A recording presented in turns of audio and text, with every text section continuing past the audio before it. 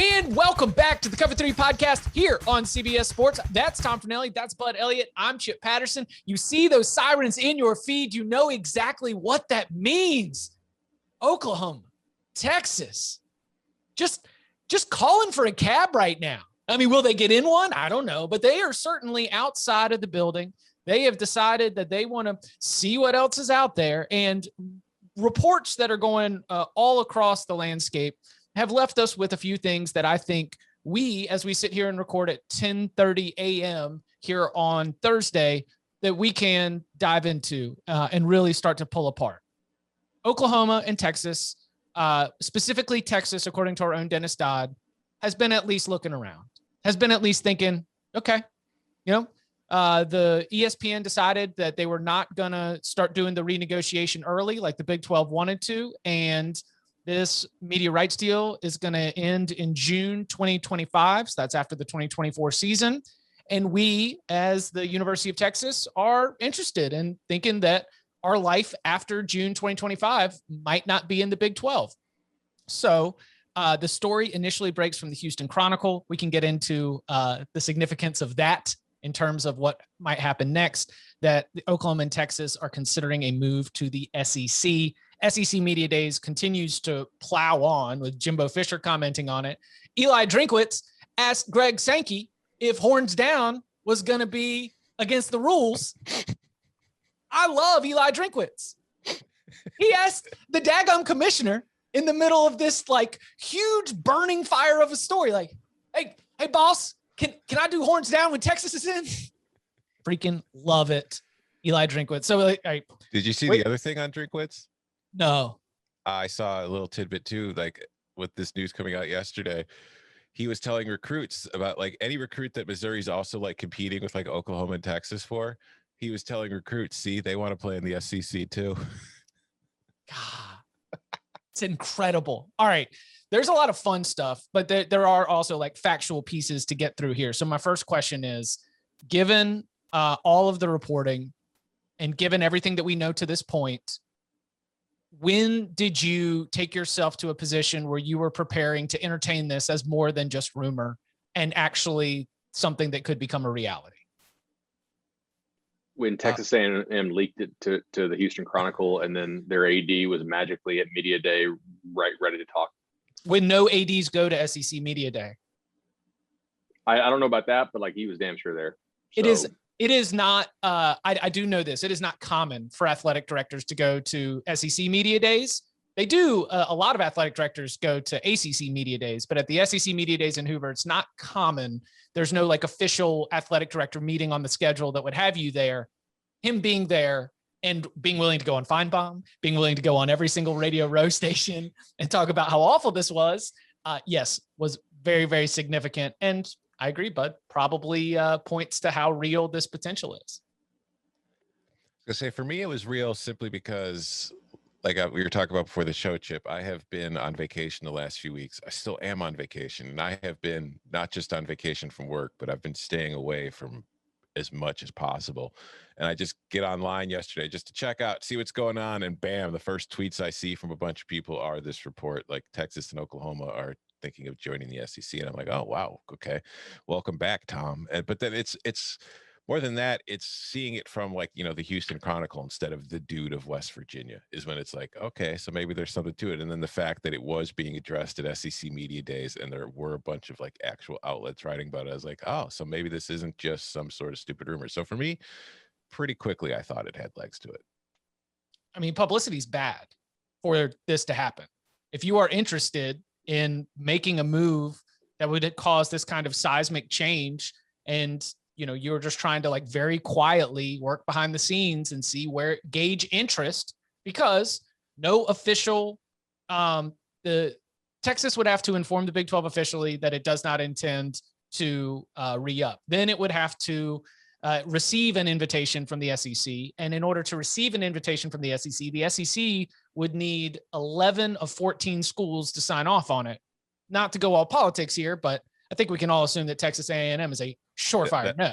That's a no. But who are the other 3 no's that they would need? Arkansas? Oh, so here's okay. Kirk Bowles of the I think he's the Austin American Statesman, reported that Missouri would be a no. I had this talk with somebody today. Who do you think tipped Texas A&M to this? Do you think it was another school that like the SEC folks were thinking would probably be a yes, that was like actually maybe not a yes, and then they called up A&M like, hey, you know about this? What? How do you think A&M found out? Is it one of the schools that maybe the SEC thought might be a yes, but maybe is a maybe or a no? So Texas, according to Pete Thamel, has really been the one leading the charge on this. And I think Dennis Dodd is also on that. But Pete Thamel even introduced the idea of independence, or the idea of there being another conference. That's why it feels like, to me, the first, I actually love the certainty-uncertainty splits on this whole situation. What's certain is that Texas is very interested in the possibilities of a life outside of the Big 12. Whether that's in the SEC, that would be priority one. If it doesn't work out in the SEC, Texas might also still be interested in a life that involves the ACC or the independents. Chip, I'm curious about that. Do you think that Texas is very interested in life outside the Big 12, or that Texas is uninterested in life in the Big 12 as currently constituted? See, that's what I was going to say. I think it's probably more the latter. I think I see where you're going, where it's like, because that's the power play, where you're trying to get the Big 12 to come back and be like, no, please don't leave us. Here's some way that we're going to sweeten up the deal for you. Here's 12% instead of the current 10% split. I think Texas could easily be independent. I think Oklahoma could actually survive as an independent as well, although they're less viable. But I mean, if Notre Dame eventually goes to, can we say the word peacock on this show? I know it's a CBS show, right? Like, is there any reason that Texas couldn't go to Paramount Plus as an independent and survive? Like, I think Texas could be an awesome independent. They, at the very bare minimum, I think this is a leverage play to get more out of the Big 12. I'm not going to dismiss the idea of going to the SEC, but I don't know that I agree that the number one choice is going to the SEC, right? It might be staying in the Big 12 with more favorable concessions from a bunch of teams that don't move the needle. So like Texas saw the Super League this summer and was like, what if we try that? Do you think that? No, that's because that was pulling from lots of different places. No, but those are all teams and clubs, like, to get into this, but like they want preferential treatment within their leagues. They want more money from the leagues because they feel like they're the ones who sell the leagues for international TV rights. That's what it all comes down to. It's kind of like a leverage thing, which is kind of what Texas is doing too. But doesn't it feel like, because doesn't it feel like everything's on the table in terms of the possible outcomes of this? Like, is there any outcome that you feel like it is too outlandish, at least in terms of when you start to try and we don't need to play risk here, and we don't need to do the full, the if then this, then they move there. I mean, you can get lost doing this, but in terms of just like Texas, Oklahoma, and the Big 12, does anything seem outlandish, or does everything seem like it's still possible? I think everything, I mean, as far as likelihood, I can't say, but I think that we're in a stage, especially now, where everything is still possible, because with the NIL and with the NCAA kind of losing its, the NCAA is kind of losing its purpose now that NIL exists. Even the NCAA is like, yeah, no, it should exist. They've done a complete 180 on it. It's like, well, then what the hell are you still here for? And I think that we're going to see like a chance where schools and conferences are going to trade in the NCAA for ESPN, and we could see a more television ready kind of product where they're going, like, I can't remember who did this a few years ago. It might have been Staples, it might have been somebody else, but there was like an article about how with like the streaming stuff and like the Amazons and the Paramount Pluses and the Peacock, we could see college football just kind of become like a little NFL, where the realignment just leads to these networks or these streaming services bundling up the best 32 and 64 teams and starting their own league.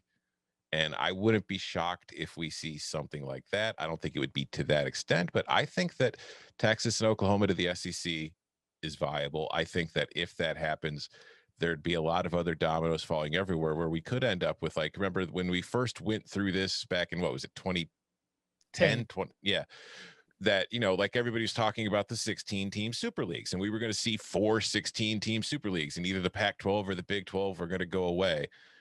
I think that's still a very distinct possibility. What about you, Bud? Game it out. What do you think are the things that the next steps? What are you looking for?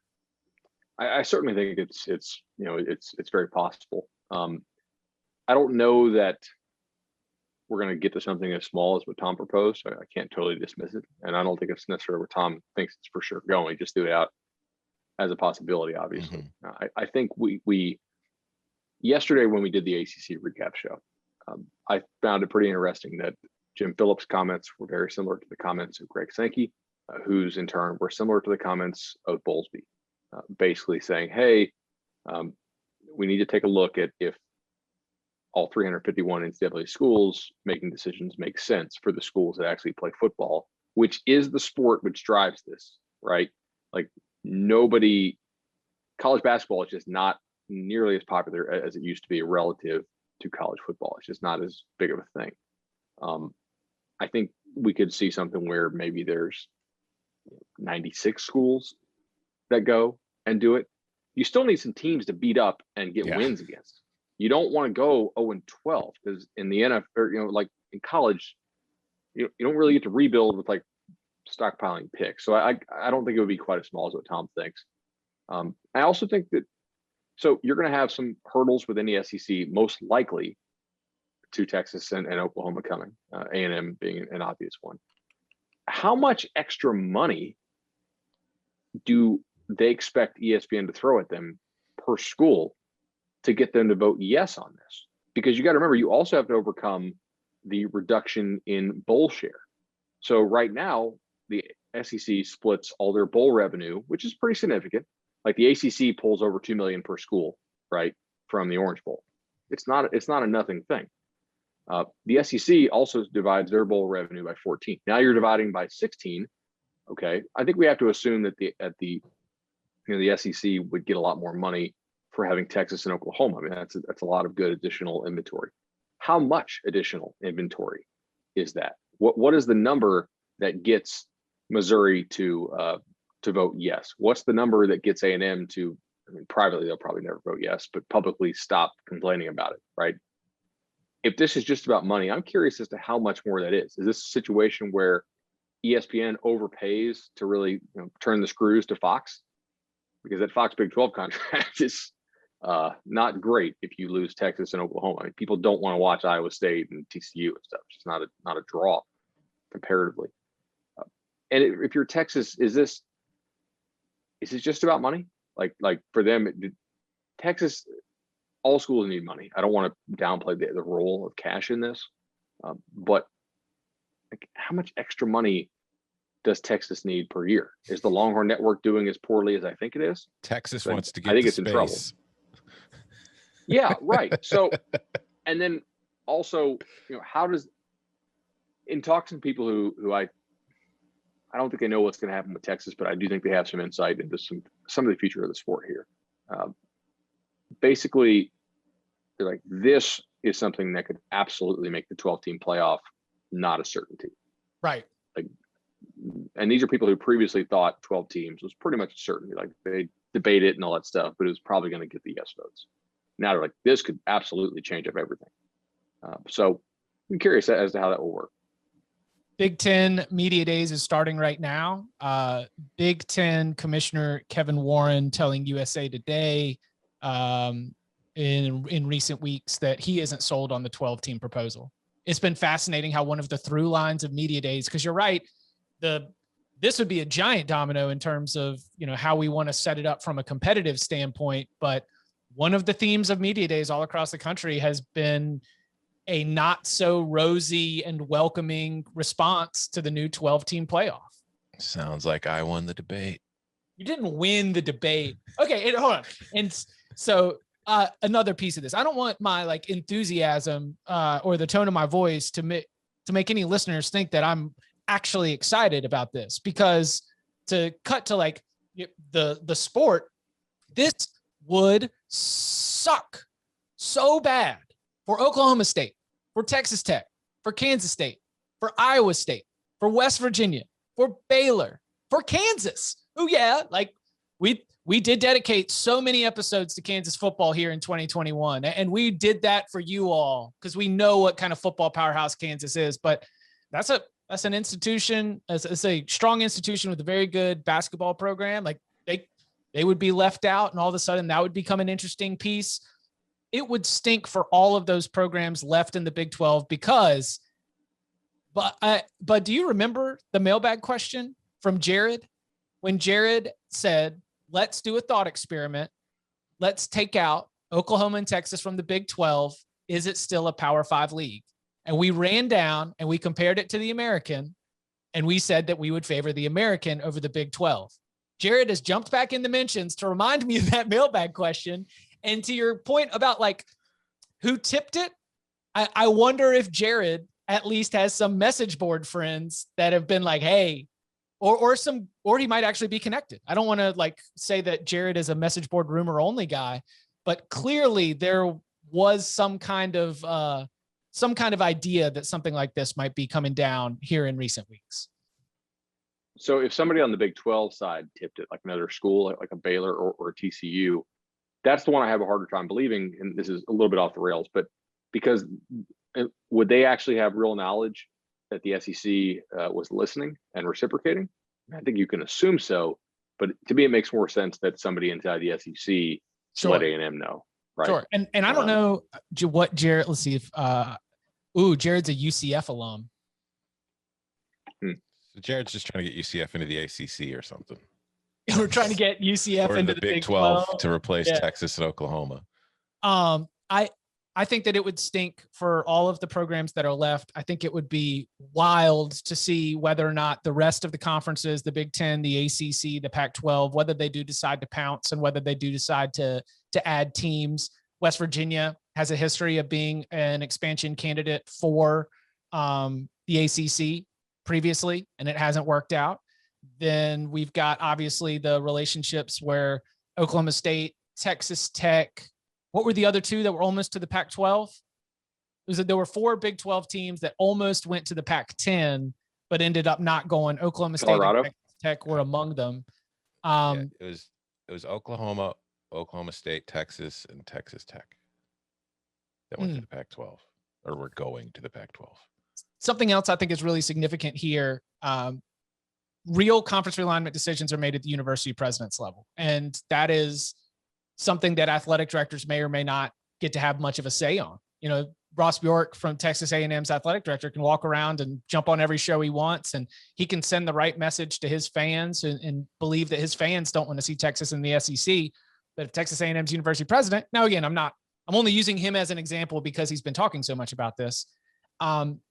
Texas and Oklahoma have recently had changeover at the university president level. These are new university presidents who initially were interims, got the interim tag removed during the middle of the pandemic, had to work with the other university presidents intimately to get everything through, to get that season in.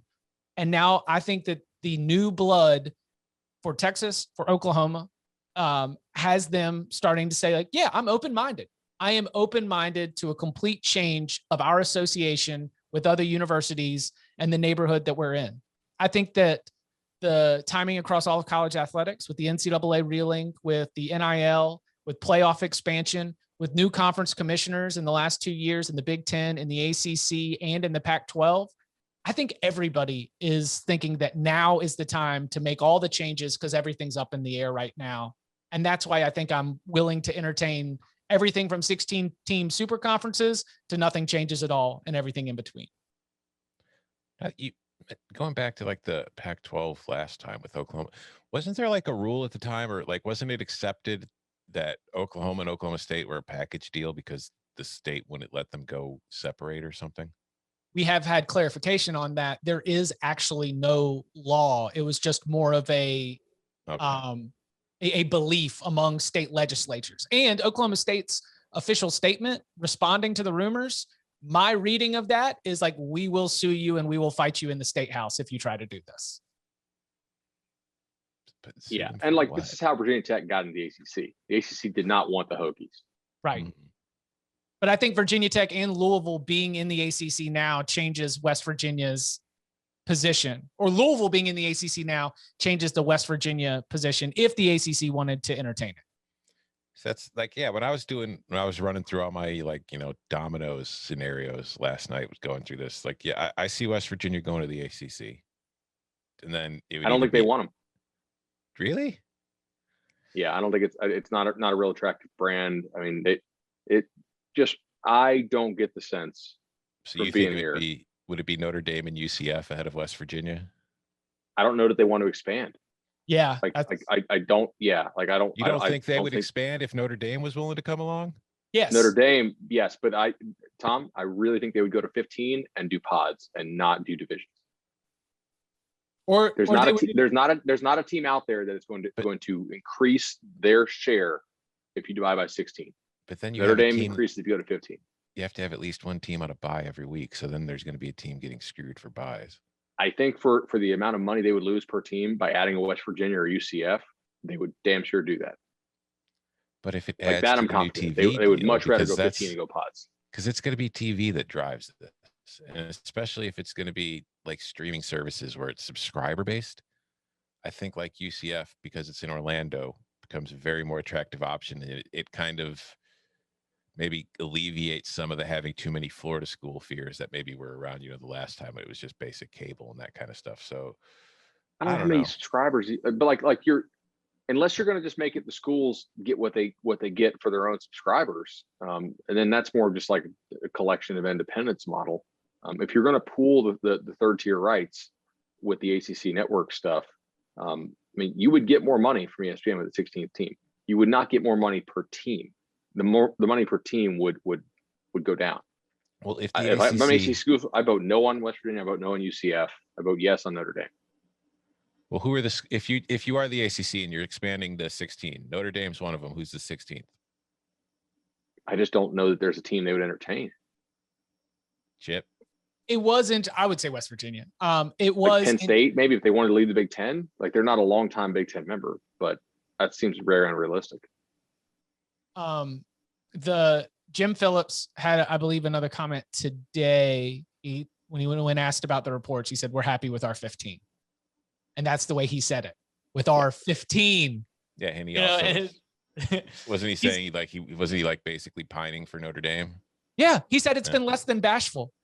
He said we got a glimpse of what it could be last year with one division, like no divisions, 15 teams.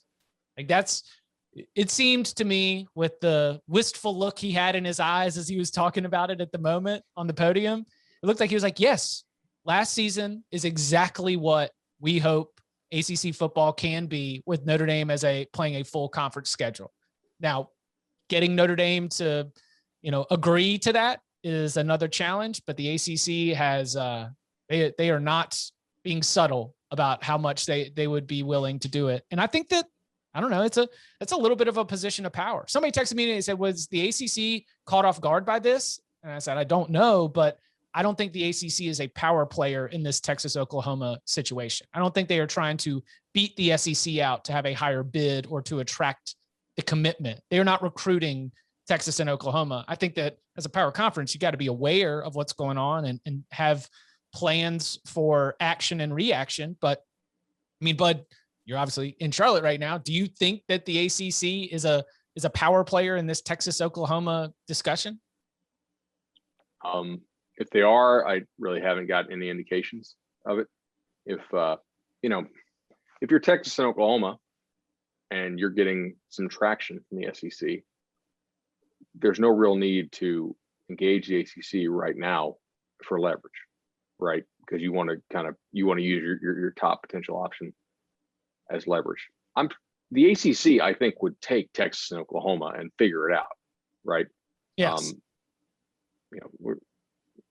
Like Texas and Oklahoma are not road trippable for any ACC team, but like that's that is something I think you just do because the money's right. Like West Virginia, UCF, I don't think they would do that, but they would get a lot more money per team if you added Texas and Oklahoma. But for Texas and Oklahoma, it would be a downgrade in terms of money per team. So I don't think they would do it, like unless they ask for a huge share. Is Texas coming to take an equal share? Or are you going to have to, like what Texas is very likely kind of negotiating for right now, Is Texas going to be like, well, like if Texas goes to the SEC, I don't think Texas would have much of a standing to be like, no, we deserve more. But if it goes to the ACC, it might feel like it'd be like, oh no, I think we deserve a little more. We're doing you a favor here. Yeah, that would mess up power dynamics big time. I don't know, man. It's wild. Let's Go ahead. This is a consideration too. Like Texas has a history of kind of being unhappy, and sometimes I don't think they're unreasonable, right? Like it's very clear if for all the sort of doomsday scenarios we've workshopped, like if Texas leaves, the Big 12 is screwed. So I don't think it's unreasonable for Texas to ask for a bigger share of the Big 12 personally, right? For a long time, the convenience of scheduling has made it so most leagues have an equal share, and I think there's some reasons to do it, but I don't blame Texas for asking at all. I don't think Texas has that same kind of leverage in the SEC. If you're an SEC president, though, are you concerned that Texas acts this way repeatedly? Like that, right. Are they going to be an annoying member to have in your league? Again, cash makes everything okay a lot of times, but how much extra cash is it going to take? Speaking of cash, the biggest thing that's made me laugh is anybody who said like, but if they leave early, they'll have to pay. I was like, okay, let's think about the entities involved in this, because we have ESPN, we have Texas, and we have the SEC. I think they can find ways. I mean, they'll fight it in court, I'm sure, but I think they'll find ways to be able to come up with the cash if they need to be able to make these things happen. Yeah. Well, let's say this does happen in Texas and Oklahoma join the SEC. What happens in the SEC? What does the SEC look like?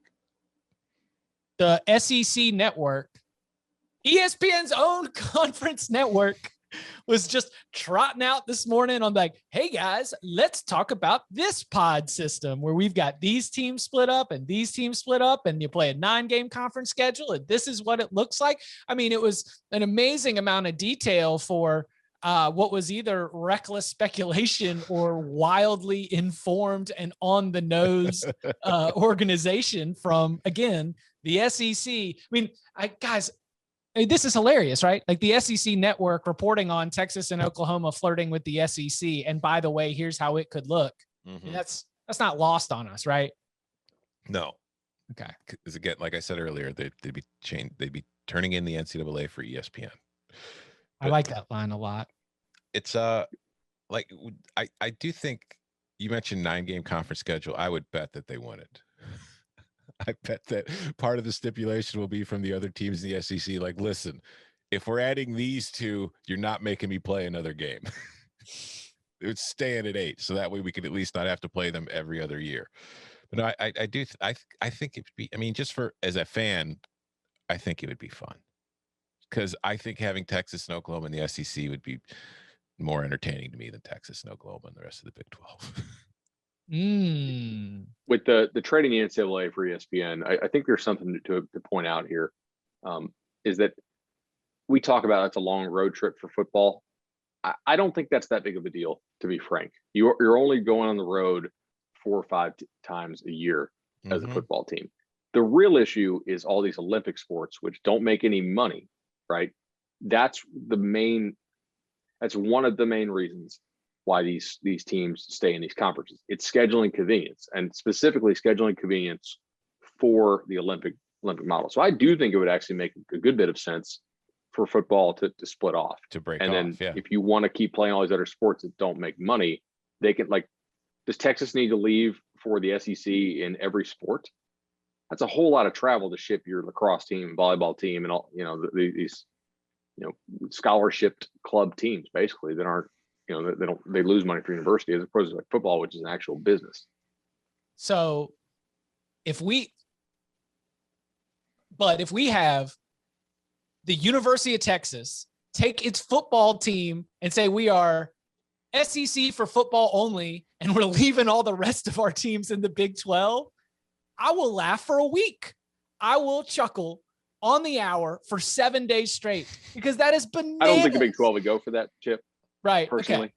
Okay. So they would just have to stuff those they would put those Olympic sports in the SEC, but that would be the reverse. It'd be like a reverse Notre Dame, I guess. Like, instead of I want our football independence and I want all of our Olympic sports in the ACC, It's like, no, I would like my football to be in the SEC, and the rest of our Olympic sports, we'll just figure it out and play regional foes.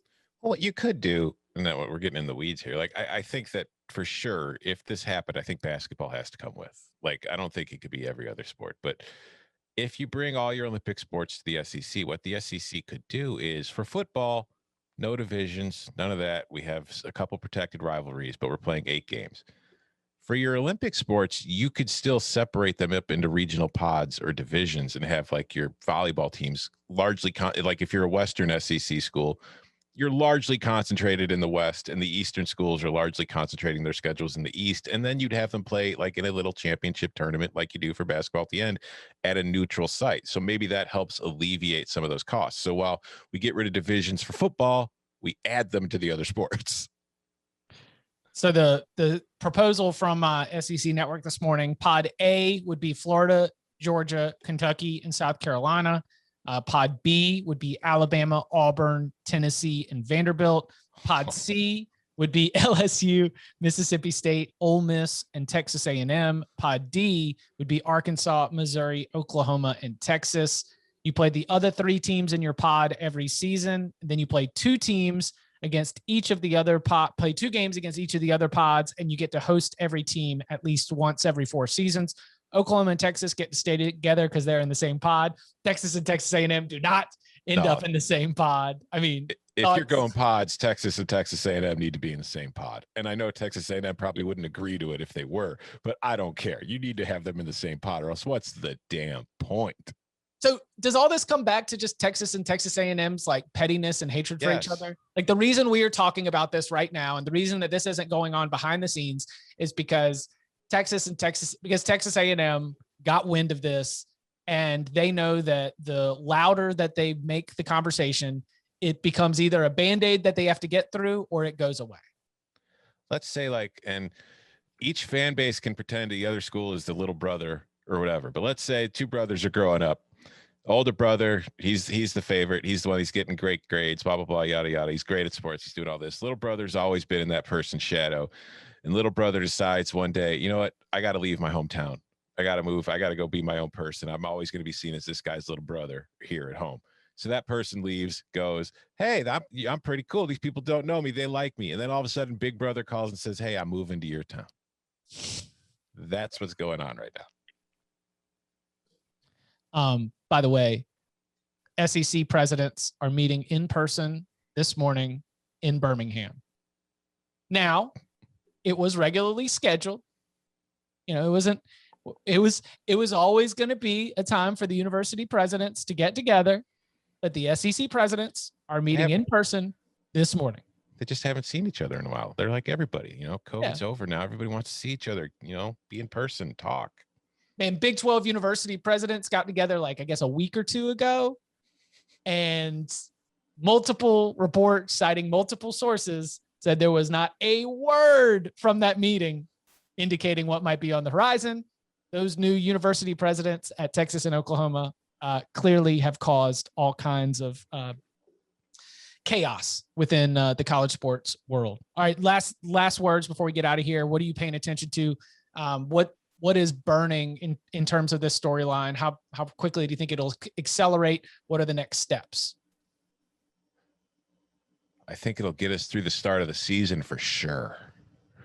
As far as things to talk about, we'll have our win totals pods, but I don't know. Things like this are either going to go really slowly or really fast.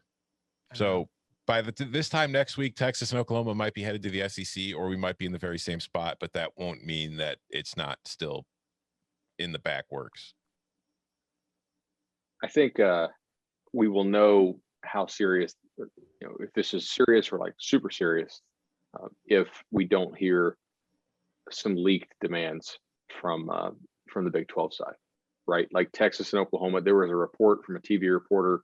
I know TV reporters are oftentimes pretty suspect. They're kind of second just to, sports talk radio guys. But he basically said they would soon announce that they're not going to re-sign the media deal with the Big 12. My interpretation of that, if it's true, is they're not going to sign the current media deal, right? Because they split the share evenly or whatever demands they have.